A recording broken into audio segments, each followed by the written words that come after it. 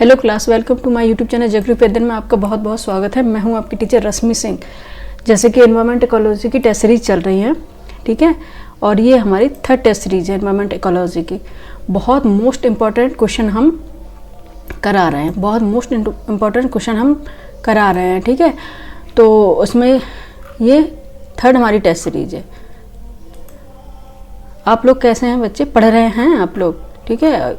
क्योंकि अगर एग्ज़ाम के बाद आप ये देखेंगे तो फिर आपको लगेगा कि अगर हमने पहले देख लिया होता तो ठीक रहता, ठीक है। तो आज ये टेस्ट सीरीज 2 या 3 टेस्ट सीरीज और होंगी एनवायरमेंट इकोलॉजी की, फिर हम यूपी स्पेशल करा देंगे, ठीक है। क्योंकि 22 दिसंबर को पीसीएस का एग्ज़ाम है, इसलिए, ठीक है। तो अभी आरओ का तो डिसाइड नहीं हुआ है कि कब है एग्ज़ाम, लेकिन पीसीएस फाइनली हो गया कि 22 दिसंबर को ये एग्ज़ाम है, ठीक है। तो आज के हम टेस्ट सीरीज लगा लेते हैं और चलते हैं अपने आज के पहले क्वेश्चन पे। फर्स्ट क्वेश्चन हमारा ये है, खाद्य श्रृंखला फूड चेन में मानव है। खाद्य श्रृंखला फूड चेन में मानव है एक निर्माता, ऑप्शन बी केवल प्राथमिक उपभोक्ता, ऑप्शन सी केवल द्वितीयक उपभोक्ता और ऑप्शन डी प्राथमिक तथा द्वितीयक उपभोक्ता। तो आंसर क्या हो जाएगा इसका, क्या होगा? खाद्य श्रृंखला फूड चेन में मानव है एक निर्माता, केवल प्राथमिक उपभोक्ता, केवल द्वितीयक उपभोक्ता और प्राथमिक तथा द्वितीयक उपभोक्ता दोनों। बताइए क्या होगा आंसर इसका? आंसर हो जाएगा इसका डी, प्राथमिक तथा द्वितीयक उपभोक्ता होगा। फूड चेन में क्या होता है, जो हरे पौधे होते हैं, हरे पौधे, बहुत कम हम एक्सप्लेनेशन करेंगे, हरे पौधे होंगे जो, ये प्राथमिक उत्पादक होंगे, प्राइमरी कंज्यूम प्रोड्यूसर, प्राथमिक उत्पादक, ठीक है। हरे पौधे, इनसे अपना पोषण प्राप्त करने वाले जो जीव होंगे, जैसे कि मान के चलते हैं बकरी, ठीक है, और उसके बाद मानव, ठीक है। मानव क्या है? ये शाकाहारी, हर्बीवोरस एंड ओमनिवोरस, सर्वाहारी,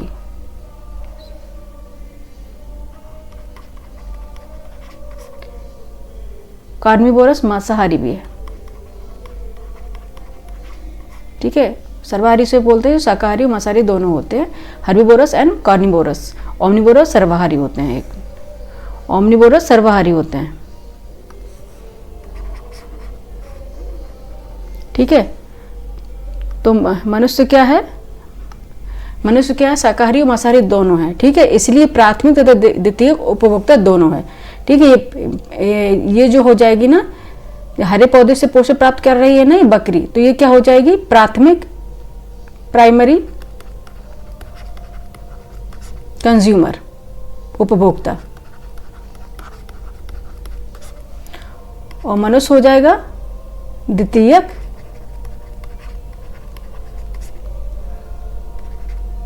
उपभोक्ता है, सेकेंडरी कंज्यूमर, ठीक है, सेकेंडरी कंज्यूमर।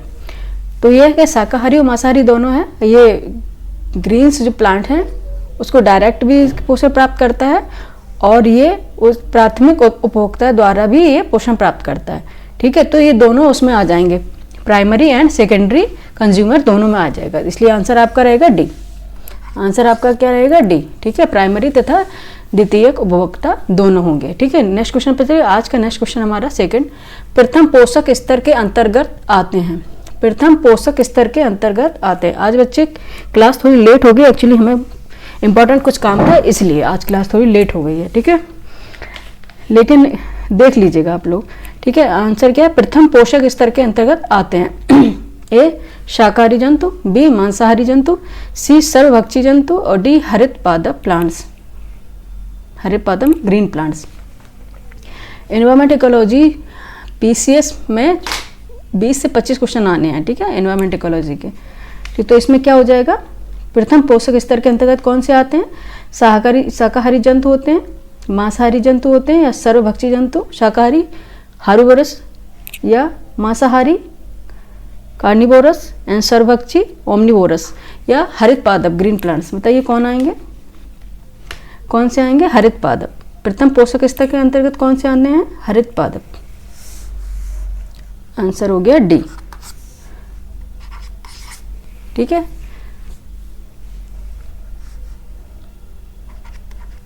अभी जस्ट बताया था, हरे पौधे ये जो होते हैं ना, प्राइमरी क्या है, प्रोड्यूसर हैं, ठीक है, प्राइमरी प्रोड्यूसर हैं, और ये प्रथम पोषक स्तर से के अंतर्गत भी आते हैं, प्रथम पोषक स्तर के अंतर्गत भी आते हैं, ठीक है, हरित पादप। नेक्स्ट क्वेश्चन पे चलिए, ज़्यादा एक्सप्लेनेशन नहीं कराएंगे क्योंकि बहुत ज़्यादा लंबा फिर वीडियो चला जाता है और इतना टाइम नहीं है अभी किसी को देखने के लिए, ठीक है। नेक्स्ट क्वेश्चन पर चलेंगे, क्वेश्चन नंबर 3। एक घास स्थलीय पारिस्थितिकी तंत्र के खाद्य श्रृंखला में विभिन्न घटकों का सही क्रम है। ये इजी क्वेश्चन है बहुत, ठीक है, लेकिन रिपीटेड क्वेश्चन है, ठीक है। एक घास स्थलीय पारिस्थितिकी तंत्र के खाद्य श्रृंखला में विभिन्न घटकों का सही क्रम है। ऑप्शन ए घास, टिड्डा, मेढक, सर्प, ऑप्शन बी घास, टिड्डा, सर्प, मेढक, ऑप्शन सी टिड्डा फिर मेढक फिर घास फिर सर्प, ऑप्शन डी टिड्डा, सर्प, मेढक फिर घास। बताइए फूड चेन में इसका क्या होगा, फूड चेन में कौन पहले आएगा और कौन बाद में आएगा, बताइए। फूड चेन तो आपने पढ़ी होगी, बचपन से पढ़ते आ रहे हैं। बताइए, अगर एक घास स्थलीय परिस्थिति तंत्र होगा, ग्रासलैंड इकोसिस्टम, उसमें फूड चेन क्या बनेगी, ठीक है, उसमें फूड चेन क्या बनेगी, ठीक है, बताइए क्या होगा। पहले होगा घास, एक मिनट, ठीक है, पहले होगा घास, फिर होगा टिड्डा, फिर मेढक, फिर सर्प। पहले घास, फिर टिड्डा, फिर मेढक, फिर सर्प, ठीक है। घास है, घास को कौन खाएगा, टिड्डा, ग्रास ऊपर, टिड्डा ग्रास ऊपर, और टिड्डे को मेढक फ्रॉग, और मेढक को सर्प स्नेक, ठीक है। ये पूरी फूड चेन बन जाएगी, कहाँ की, ये ग्रासलैंड इकोसिस्टम की फूड चेन है, ठीक है। नेक्स्ट क्वेश्चन पे, क्वेश्चन नंबर आज का 4। एक बार बैक पे जाते बच्चे, 1 मिनट रुकिएगा, ठीक है। क्वेश्चन नंबर 4, निम्न में से कौन आहार श्रृंखला का निर्माण करते हैं, निम्न में से कौन आहार श्रृंखला का निर्माण करते हो, आपको ये बताना है कौन सा ऑप्शन है जो आहार श्रृंखला का निर्माण कर रहे हैं, फूड चेन को बना रहे हैं, ठीक है, कौन सा ऐसा जो फूड चेन को बना रहे हैं। ऑप्शन ए घास, गेहूं तथा आम, ऑप्शन बी घास, बकरी तथा मानव, ऑप्शन सी बकरी, गाय तथा हाथी, एंड डी घास, मछली तथा बकरी। कौन सा है जो फूड चेन बनाएगा, बताइए। आंसर क्या होगा, बी, आंसर होगा बी, आंसर होगा बी, ग्रास के बाद गोट, गोट के बाद मानव, ह्यूमन बींग्स, ठीक है। पहले घास, घास को कौन खाएगा, बकरी, मानव किस में आता है, मानव किस में, ओमनिवोरस है, ठीक है, सर्वाहारी है, ठीक है। ये हरे पौधे और मांसाहारी शाकाहारी दोनों है, ठीक है। तो आंसर क्या होने वाला है, आंसर क्या बताइए, कमेंट करके बताइए आप लोग, आंसर क्या है, बी, ठीक है। नेक्स्ट क्वेश्चन पे चलें। नेक्स्ट क्वेश्चन इज, जीवभार का पिरामिड किस पारिस्थितिक तंत्र में उलट जाता है, पारिस्थितिक, ये पारिस्थितिक, इसमें छोटी इनकी मात्रा होगी, पारिस्थितिक तंत्र में उलट जाता है। बताइए, जीवभार का पिरामिड, बायोमास पिरामिड, ठीक है, 1 मिनट, जीवभार का पिरामिड किस पारिस्थितिक तंत्र में उलट जाता है, बताइए। वह है ए वन में, बी तालाब, सी घासीय स्थल, और डी शुष्क स्थल में। कौन सा ऐसा इकोसिस्टम होगा जिसमें पिरामिड उल्टा बनेगा, पिरामिड उल्टा बनेगा, हमेशा पिरामिड क्या सीधा बनता है, कौन सा ऐसा इको सिस्टम होगा जिसमें पिरामिड उल्टा बनता है, बताइए कौन होगा। वन होगा, तालाब होगा, घासी स्थल होगा, शुष्क स्थल होंगे। वन, forest, ponds, grassland and dry region, बताइए कौन होगा। आंसर होगा तालाब, पॉन्ड,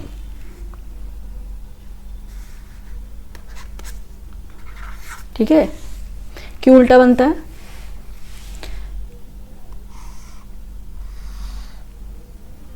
एक मिनट, इसको बताना जरूरी है। पारिस्थितिक तंत्र के विभिन्न स्तरों के प्रति इकाई क्षेत्र में उपस्थित जीव भार के रेखीय चित्रीय निरूपण को जीव भार का पिरामिड कहते हैं। ठीक है, अब बायोमास कैसे निकाला जाता है? जो इकोसिस्टम में वहाँ पे रहने और लिविंग थिंग्स का शुष्क वेट होता है ना, जो बाहर निकाला जाता है, उसको जीव भार कहते हैं। ठीक है, स्थलीय पारिस्थितिक तंत्र में जीव भार का पिरामिड सीधा अपराइट होता है, जबकि जलीय, अच्छा ये इसमें आपने देखा होगा ना, जो पारिस्थितिक तंत्र में जीव भार का पिरामिड जो स्थलीय रीजन में होता है वहाँ पे अपराइट सीधा बनेगा, और जबकि जलीय पिरामिड तंत्र जैसे कि तालाब में जीव भार का पिरामिड उलट जाता है। ठीक है, इन्वर्टेड बनता है। उसका देख बताएंगे। पहले पे ये होगी बड़ी मछलियाँ, इनका भार कितना है?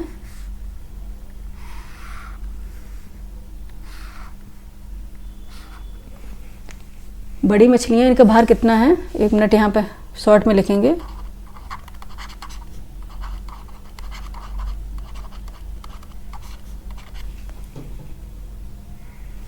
Thousand kg।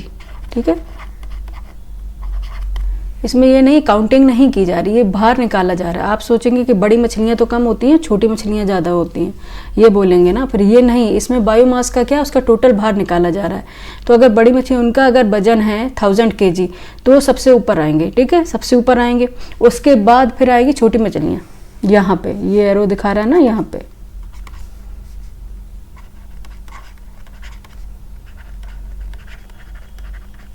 ठीक है, और इनका कितना है जैव भार? 100 kg। इनका जैव भार कितना है? 100 kg। ठीक है, देन उसके बाद क्या आएंगे? क्रेटेशियन। ठीक है, इनका कितना है जैव भार? 25 kg जैव भार है इनका। ठीक है, एंड लास्ट में क्या आएंगे? प्लैंकटन। प्लैंकटन जानते हो ना आप लोग? प्लैंकटन। ठीक है, और इनका जैव भार कितना है? 5 kg। ठीक है, अब देखना ये अब इन्वर्टेड कैसे बन रहा है, देख लीजिए। पहले सबसे ऊपर जब आएगा, सबसे लास्ट में जो प्लैंकटन सबसे कम है, प्लैंकटन की मात्रा सबसे कम है, इनका जैव भार सबसे कम है 5 kg। ठीक है, 5 kg। क्रेटेशियन के 25 kg, छोटी मछलियाँ 100 kg और बड़ी हैं 1000 kg। तो ये क्या है ना, उल्टा बन गया ना, पहले बड़ी मछलियाँ, फिर छोटी मछलियाँ, फिर क्रेटेशियन, फिर प्लैंकटन। तो ये इसका जो पिरामिड हो इन्वर्टेड बन गया, सॉरी अपराइट नहीं, इन्वर्टेड। ठीक है, उल्टा बनता है हमेशा, उल्टा पिरामिड। ठीक है, तालाब का जो इकोसिस्टम है उसका जो पिरामिड कैसा बनेगा, जैव भार का जो जैव भार निकाला जाएगा उसका पिरामिड कैसा बनेगा? उल्टा पिरामिड बनता है। ठीक है, और बाकी स्थलीय जो जली में तो उल्टा बना, ये देखो जली रीजन, जलीय क्षेत्र, और स्थलीय क्षेत्र में जैव भार का पिरामिड हमेशा सीधा बनता है। ठीक है, याद रखना, हमेशा सीधा बनता है। ठीक है, अब बाकी इसका पूरा थ्योरी कराने का भी टाइम नहीं है। ठीक है, इसलिए मोटा मोटी जितनी ज़रूरत है उतना बता रहे हैं। थ्योरी कराने में तो भी इसको पढ़ाने में ही, इस चैप्टर को पढ़ाने में ही 3-4 दिन लग जाते हैं। ठीक है, तो ये अब एक दिन में तो जितना करा सकते हैं उतना करा रहे हैं। ठीक है, क्योंकि अब क्वेश्चन कराएंगे और एग्ज़ाम 22 दिसंबर को है, उसके बाद आरओ के लिए तो टाइम मिल जाएगा, तो फिर आराम से कराएंगे। ठीक है, फिर तब आराम से कराते हुए चलेंगे। एक्चुअली फिर मुझे ऑनलाइन के लिए इतना टाइम भी नहीं मिलेगा, ऑफलाइन भी हम ज्वाइन कर लेंगे। तो आंसर क्या उसका हो गया? बी। नेक्स्ट क्वेश्चन पे चले, इतना काफ़ी है, नेक्स्ट क्वेश्चन पे चलते। क्वेश्चन नंबर 6, पारिस्थितिकी तंत्र में डीडीटी का समावेश होने के बाद निम्नलिखित में से एक जीव में उसका संभवतः अधिकतम सांद्रण प्रदर्शित होगा। अगेन से सुन लीजिए, पारिस्थितिकी तंत्र में डीडीटी का समावेश होने के बाद निम्नलिखित में से एक जीव में उसका संभवतः अधिकतम सांद्रण प्रदर्शित होगा।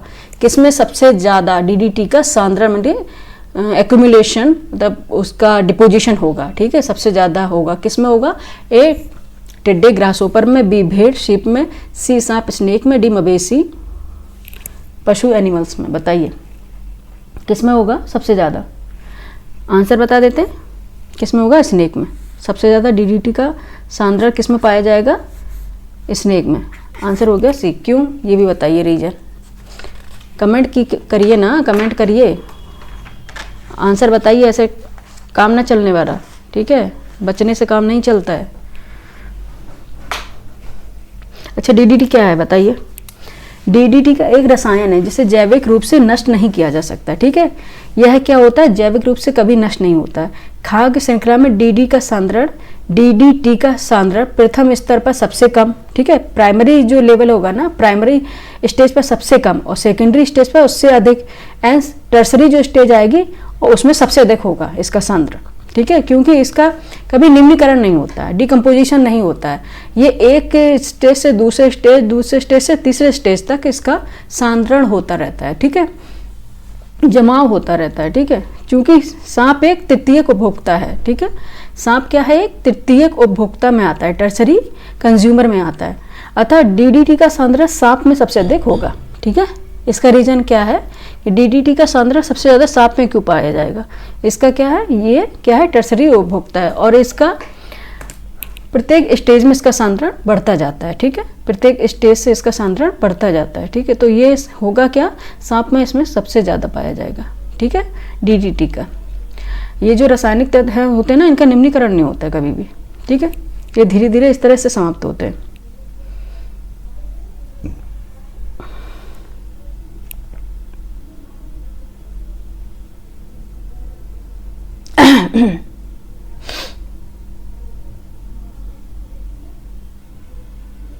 ठीक है, नेक्स्ट क्वेश्चन पे चलें। नेक्स्ट क्वेश्चन आज का क्वेश्चन नंबर 7, निम्नलिखित वृक्षों में कौन पारिस्थितिकी, ये तो काफ़ी इजी क्वेश्चन है, ठीक है, और रिपीटेड क्वेश्चन बहुत बार आया हुआ है। निम्नलिखित वृक्षों में कौन सा पारिस्थितिकी मित्र नहीं है, इको फ्रेंडली नहीं है? बताइए कौन है इको फ्रेंडली नहीं है, ठीक है, पर्यावरण के अनुकूल नहीं है।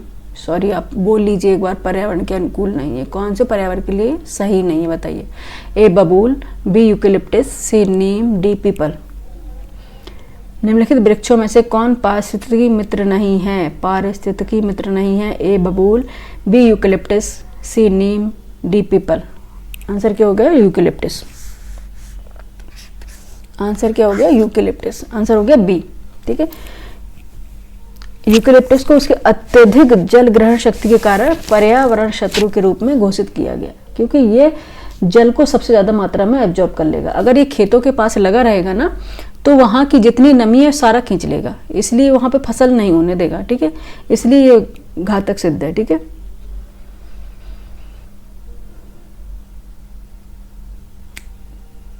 ठीक बताया कि हमें यूकेलिप्टस को इसकी अत्यधिक जल ग्रहण शक्ति के कारण पर्यावरण शत्रु के रूप में घोषित किया गया।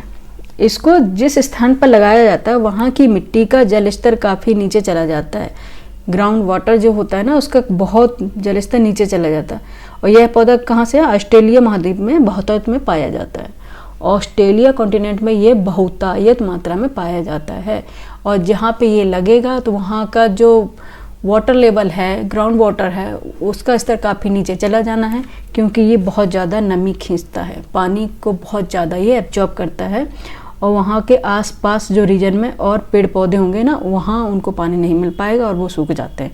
इसलिए यूकेलिप्टस को पर्यावरण का मित्र नहीं कहा गया। नहीं पे अंडरलाइन करना, ठीक है, नहीं है। नेक्स्ट क्वेश्चन पर चलें।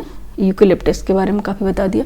क्वेश्चन नंबर 8, स्वच्छ जल समुदाय में लैंटिक आवास का उदाहरण है। ये क्वेश्चन बहुत बार रिपीट हुआ है। लैंटिक और लोटिक दो है इसका उदाहरण बताएंगे। पहले लैंटिक का बताइए, फिर हम दूसरा बताते हैं। स्वच्छ जल समुदाय में लैंटिक आवास का उदाहरण यार मिस्टेक लग गया, ये एग्जाम्पल उदाहरण है, बताइए। ए तालाब एवं दलदल, बी झरना एवं नदी, सी तालाब एवं नदी, और डी उपरोक्त सभी। स्वच्छ जल समुदाय में लैंटिक आवास का उदाहरण क्या है बताइए? आंसर क्या होगा? तालाब एवं दलदल। तालाब एवं दलदल क्या है इसका रीजन, क्यों है? अच्छा, जो जल स्थिर होता है, स्थिर जल के आवास लैंटिक आवास के अंतर्गत आते हैं, ठीक है। जो जल रुका हुआ रहेगा, ठीक है, वो किसके अंतर्गत आएंगे, लैंटिक आवास के अंतर्गत आते हैं। जैसे आर्द्र भूमि होती है, वेटलैंड होता है, तालाब, पॉन्ड्स, झील, लेक्स, जलाशय इत्यादि, ये सब क्या आते हैं, लैंटिक आवास के अंतर्गत आते हैं, ठीक है, लैंटिक आवास के अंतर्गत आते हैं। एक बार लिख लीजिए, काफ़ी बार पूछा गया है, हर बार अलग अलग ऑप्शन बना के पूछ ही लेता है, ठीक है। आप जिसमें क्या है, लैंटिक आवास के अंतर्गत, यहाँ लिख देते हैं लैंटिक आवास, एक मिनट अंडरलाइन करेंगे इसको, लैंटिक आवास। बता दिया, जो स्थिर जल होता है ना, रुका हुआ जल जो बहता नहीं है, ठीक है, स्थिर जल होता है, उसमें कौन, जैसे आर्द्र भूमि आ जाएंगे, वेटलैंड्स। बताओ अच्छा, आर्द्र भूमि दिवस कब मनाया जाता है, आर्द्र भूमि वेटलैंड डे बताइए कब मनाया जाता है, कमेंट करके बताइए, ठीक है। आर्द्र भूमि, तालाब, झील एंड जलाशय, जलाशय बांध वगैरह जो होते हैं ना, उनको जलाशय बोलते हैं, ठीक है। ये सब क्या है, ये सब क्या है, लैंटिक आवास है, लैंटिक आवास, ठीक है। स्वच्छ जल समुदाय में लैंटिक आवास का उदाहरण क्या है, आर्द्र भूमि, तालाब, झील, झरना एवं दलदल, ठीक है। ये सब तो ऑप्शन क्या था, ए। और दूसरा ये पूछा जाता है इसमें कि लोटिक क्या है, ठीक है। और जो बहते जल के आवास होते हैं उसे लोटिक, लोटिक, ठीक है, आवास कहते हैं, ठीक है। बहते जल, रुका हुआ जल नहीं रहेगा, ये बहता हुआ जल होगा,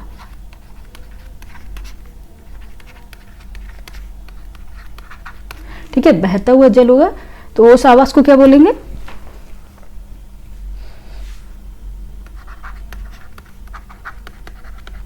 क्या, लोटिक, लोटिक। याद कर लीजिए, याद करने की ट्रिक है, ठीक है, लोटिक आवास कहा जाता है।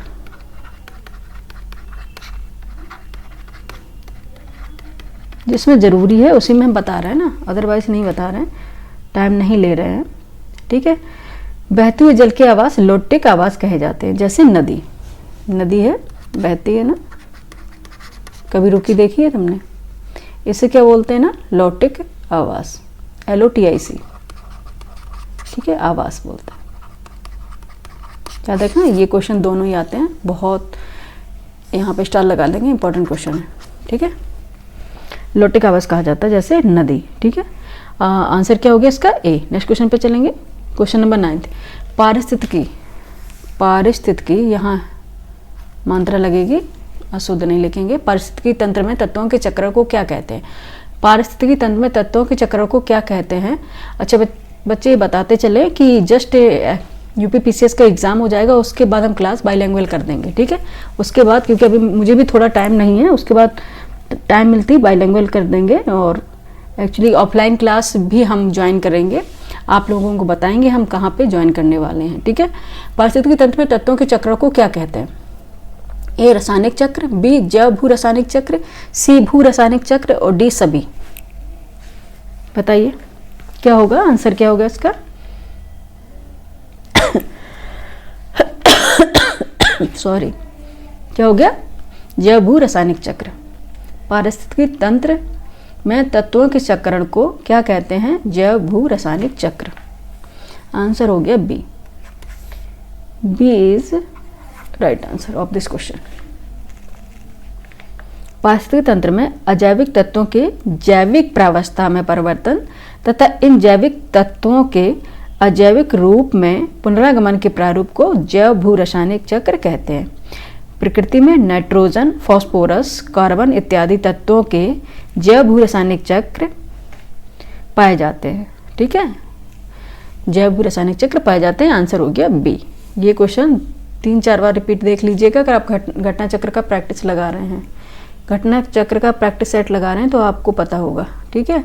कमेंट कीजिएगा कौन कौन से क्वेश्चन आपसे बन रहे हैं, ठीक है, और कौन कौन से आप स्किप कर रहे हैं। बाकी इजी क्वेश्चन है, स्किप तो नहीं होने चाहिए, क्योंकि इजी क्वेश्चन भी इसलिए लेके आए हैं कि अधिकांश लोग इजी क्वेश्चन ही गलत कर जाते हैं, ठीक है।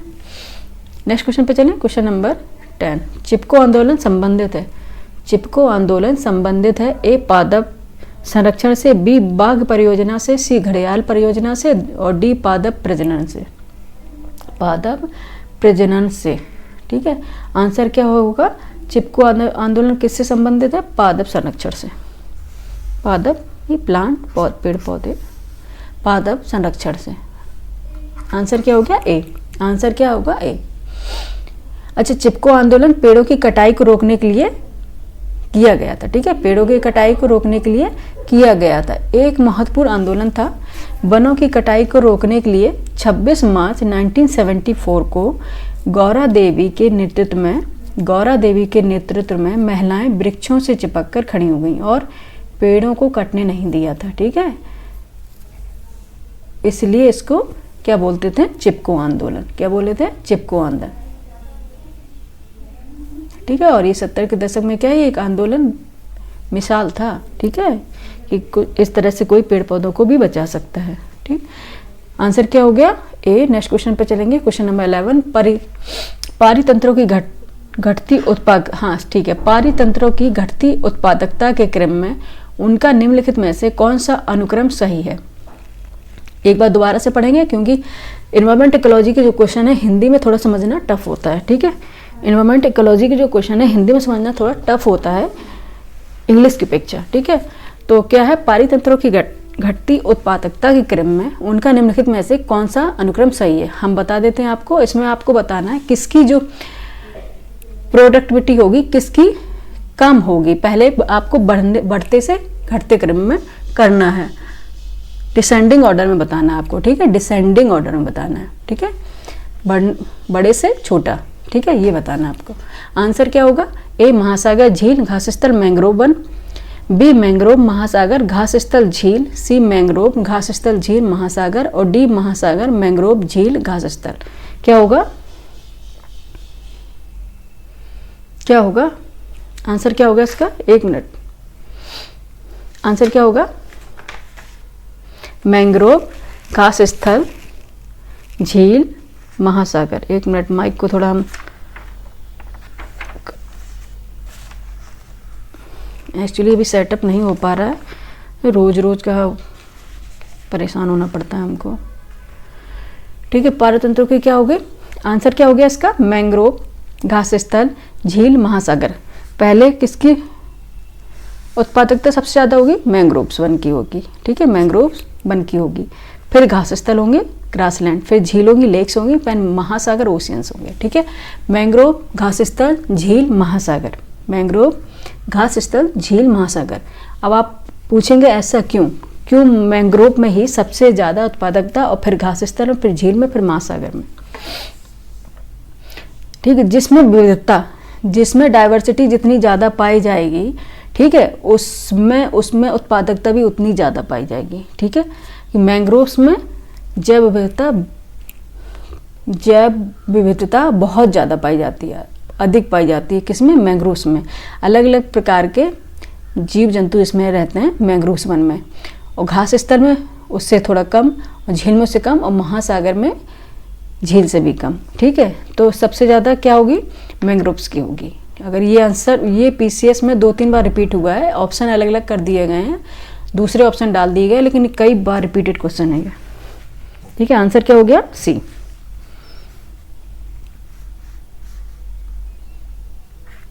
बायोडाइवर्सिटी।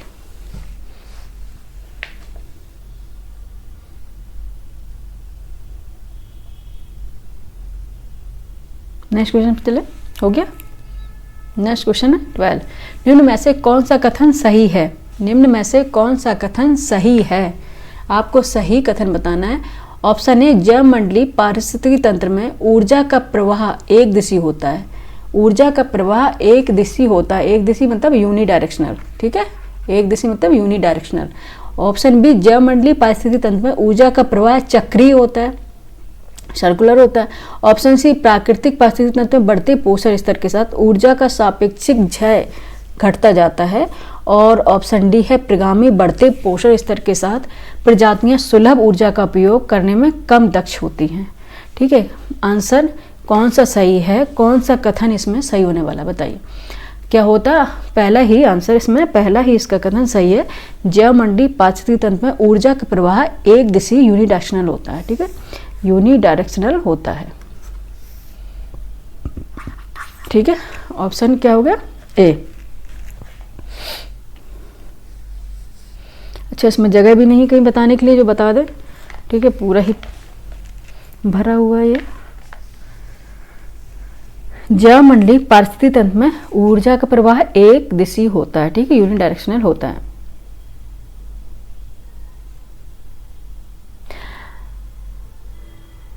कुछ बताते चले आपको, इंपॉर्टेंट चीज़ है वो बताएंगे। ऊष्मा गतिकी के पहले नियम के अनुसार ऊर्जा ना तो सृजन हो सकती, ऊर्जा का ना तो सृजन हो सकता है और ना ही उसे नष्ट किया जा सकता है।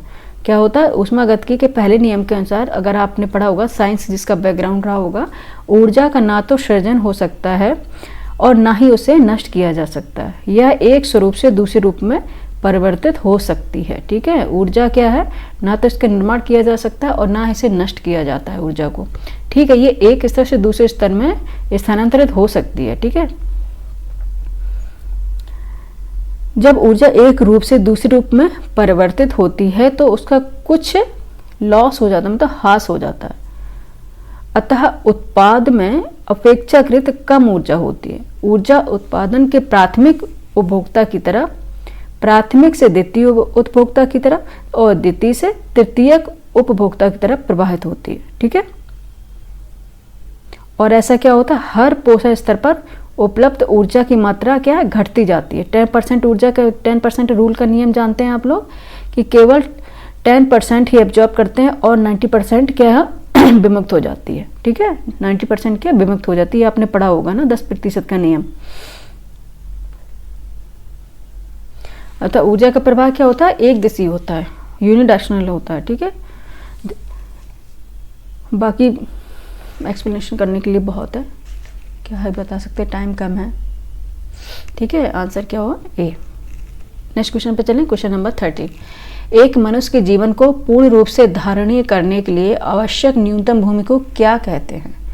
एक मनुष्य के जीवन को पूर्ण रूप से धारणीय करने के लिए आवश्यक न्यूनतम भूमि को क्या कहते हैं? ए जीवजात, ए पारिस्थितिकी पदछाप, सी जीवोम और डी निकेत। डी निकेत, बताइए क्या होगा?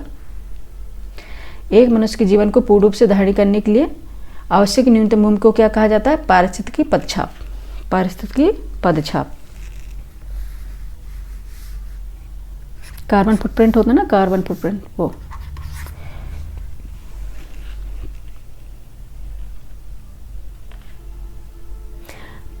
पारिस्थितिकी पदछाप घटकों की वह आवश्यक मात्रा जो मनुष्य को उसकी जीवन शैली को सुचारू रूप से चलाने के लिए आवश्यक होता है। अच्छा, पूरे एक नॉर्मल सिंपल से बता देते हैं।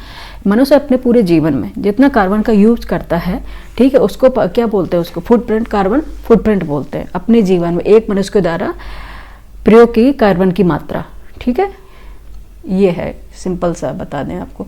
टिपिकल अगर इकोलॉजी के उस लैंग्वेज में चलेंगे तो आप समझ ही नहीं पाएंगे, ठीक है। तो ये हो गया पारिस्थितिकी पदछाप, ठीक है। प्रति व्यक्ति कार्बन उत्सर्जन की मात्रा, ठीक है। नेक्स्ट क्वेश्चन पे चलें, बी हो गया इसका। Next question 14। एक 15 क्वेश्चन कराते हैं लेकिन काफ़ी है इतना,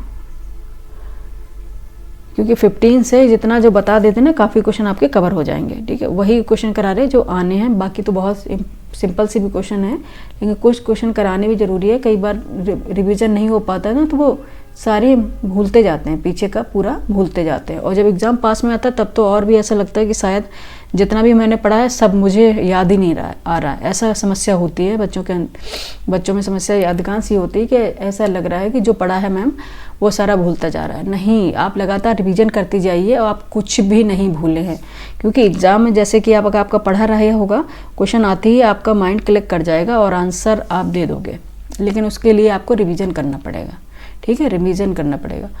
ऑप्शन 14 क्या है? पारितंत्र में खाद्य श्रृंखलाओं के संदर्भ में निम्नलिखित में से किस प्रकार का या के जीव अपघटन जीव कहलाता है? डिकम्पोजर, ठीक है, कहलाते हैं, बताइए। ए विषाणु, कवक, जीवाणु, विषाणु वायरस, कवक फंगाई, जीवाणु बैक्टीरिया, बताइए। नीचे दिए गए कूट का प्रयोग कर सही उत्तर चुनना है आपको। केवल एक है, बी केवल 2 और 3, केवल सी है केवल 1 और 3, और डी है 1, 2 और 3, बताइए। एक बार और सुन लीजिए। पारितंत्र में खाद्य श्रृंखलाओं के संदर्भ में, इकोसिस्टम में खाद्य श्रृंखलाओं के संदर्भ में निम्नलिखित में से किस प्रकार के जीव अपघटक डिकम्पोजर जो जीव होते हैं, जो डिकम्पोजिंग का काम करते हैं, वो जीव कहलाते हैं? कौन से हैं वो? विषाणु है क्या, कवक है या जीवाणु? बताओ। इतना इजी करके बता दिया। वहां पे ऐसे कोई बताने वाला थोड़ी, खुद पढ़ना होगा, खुद समझना होगा और आंसर भी खुद देना होगा। ठीक है, इसलिए अगर आराम से क्वेश्चन पढ़िए, अगर एक बार में समझ में नहीं आता तो दोबारा पढ़िए। ठीक है, लेकिन गलत आंसर देने से अच्छा है दोबारा पढ़ लीजिए। आंसर क्या होगा? कौन से हैं डिकम्पोजिंग का काम, कौन कौन से जीव कौन से करते हैं?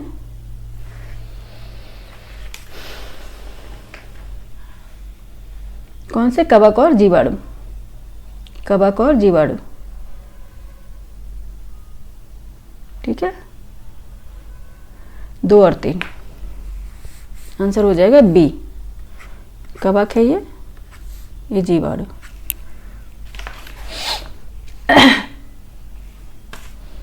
दो और 3। ठीक है, विषाणु नहीं है, विषाणु ये वायरस नहीं है इसमें। ठीक है, डिकम्पोजिंग काम, विषाणु डिकम्पोजिंग का काम नहीं करता है। ठीक, याद रखना, क्योंकि ऑल कई बार ऑल लगा होता है ना, तो सब अधिकांश लोग ऑल ही लगा देते हैं, हमेशा ऑल नहीं होता है।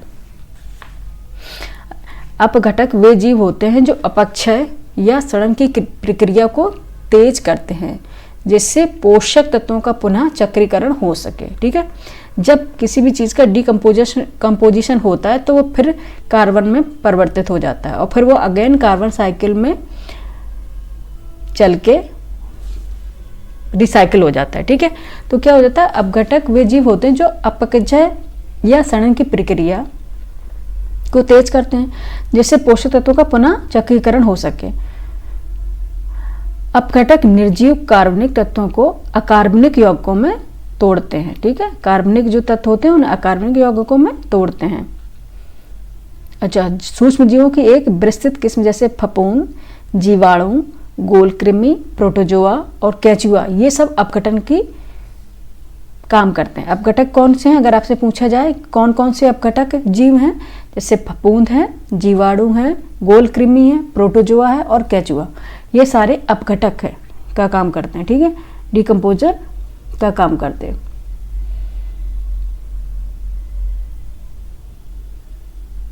ठीक है, बाकी इतना कंप्लीट है बताने के लिए कौन से, और लेकिन इसमें विषाणु इसमें नहीं है। ठीक है, विषाणु इसमें नहीं है। नेक्स्ट क्वेश्चन पे चले। आज का लास्ट क्वेश्चन है हमारा, 15 क्वेश्चन कराते हैं आज का हमारा, ये लास्ट क्वेश्चन है। पारिस्थितिकी, ये मिसप्रिंट हो गया है, छोटी मात्रा होगा इस सामने। ठीक है, पारिस्थितिकी पदछाप की माप की इकाई है। पारिस्थितिकी पदछाप के माप की इकाई है। ए भूमंडलीय हेक्टेयर, बी नैनोमीटर, हॉपस्ट, ये हॉपस्ट, cubic foot and D cubic ton. पारिस्थितिकी पदछाप माप की इकाई क्या होगी?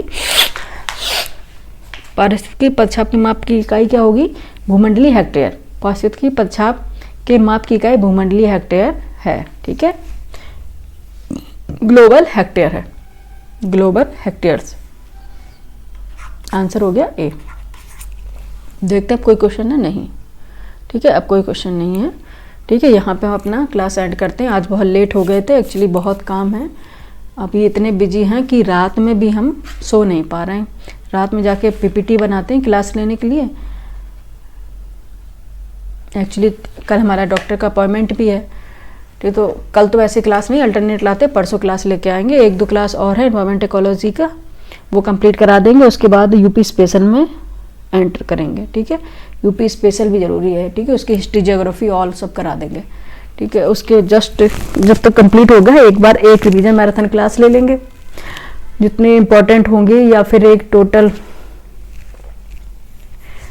जो घटना चक्र अगर सेट आ गए ना तो वो करा देंगे पीसीएस के लिए। ठीक है, घटना चक्र का अगर सेट आ गया ना पीसीएस के लिए तो वो करा देंगे। इससे आपकी प्रैक्टिस हो जाएगी। बाकी आप प्रैक्टिस तो करते रहिए इसमें। बाकी ज्योग्राफी में तो हम करा ही रहे हैं, और भी सब्जेक्ट का भी कर लीजिए प्रैक्टिस सेट। बाकी हम ऑल सब्जेक्ट का बना के लाएंगे, कल परसों तक देखते हैं, अगर हो गया, टाइम मिल गया ना तो लेके आ जाएंगे। ठीक है, अच्छा बच्चे, आप लोग बताइएगा क्लास कैसी लगी और कमेंट करके ज़रूर बताइए। ऑफलाइन कमेंट ज़रूर कीजिएगा। ठीक है, बताइएगा कि कैसे क्लास लगी आपको। ठीक है, थैंक यू फॉर वॉचिंग।